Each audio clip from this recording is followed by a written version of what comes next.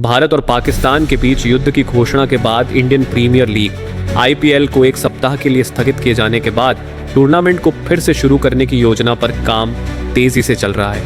भारतीय cricket control board BCCI इस महत्वपूर्ण घटनाक्रम के मद्देनजर शेष मुकाबलों के लिए एक संशोधित कार्यक्रम को अंतिम रूप देने के लिए भारत सरकार के साथ गहन चर्चा कर रहा है।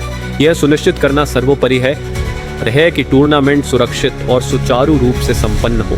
बीसीसीआई इस प्रक्रिया में सभी हितधारकों को शामिल कर रहा है, जिसमें फ्रेंचाइजी, राज्य क्रिकेट संघ और आधिकारिक ब्रॉडकास्टर शामिल हैं। इन सभी पक्षों के साथ विस्तृत परामर्श किया जा रहा है ताकि एक ऐसा कार्यक्रम तैयार किया जा सके जो सभी के लिए व्यावहारिक और स्वीकार्य हो। टूर्नामेंट में अभी भी कुल 17 मैच खेले जाने बाकी हैं, जिनमें 13 महत्वपूर्ण लीग मुकाबले, 3 रोमांचक प्ले-ऑफ मैच और बहुप्रतीक्षित फाइनल शामिल हैं। अंक तालिका की वर्तमान स्थिति की बात करें तो Chennai super Kings, Sunrisers Hyderabad और राजस्थान रॉयल्स को छोड़कर बाकी सभी फ्रेंचाइजी अभी भी प्ले-ऑफ में अपनी जगह बनाने की कड़ी प्रतिस्पर्धा में जुटी हुई हैं। इसका मतलब है कि शेष लीग मैचों में हमें कांटे की टक्कर देखने को मिल सकती है, क्योंकि टीमें शीर्ष 4 में अपनी स्थिति मजबूत करने के लिए हर संभव प्रयास करेंगी।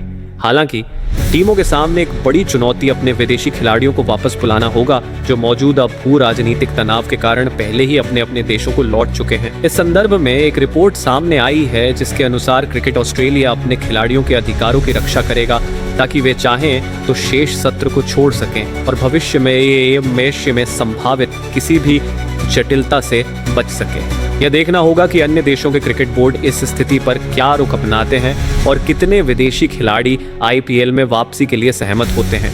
फिलहाल अंक तालिका में गुजरात टाइटंस 16 अंकों और प्लस 0.793 के प्रभावशाली नेट रन रेट NRR के साथ प्ले-ऑफ के लिए क्वालिफाई करने की दौड़ में सबसे आगे है।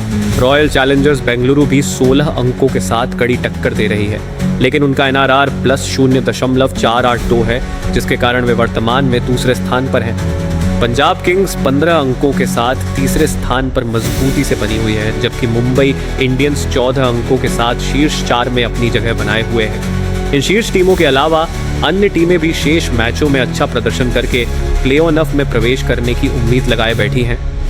बीसीसीआई का मुख्य ध्यान अब सरकार से मंजूरी प्राप्त करने और सभी हितधारकों के साथ समन्वय स्थापित करके एक नया और सुचारू कार्यक्रम तैयार करने पर केंद्रित है।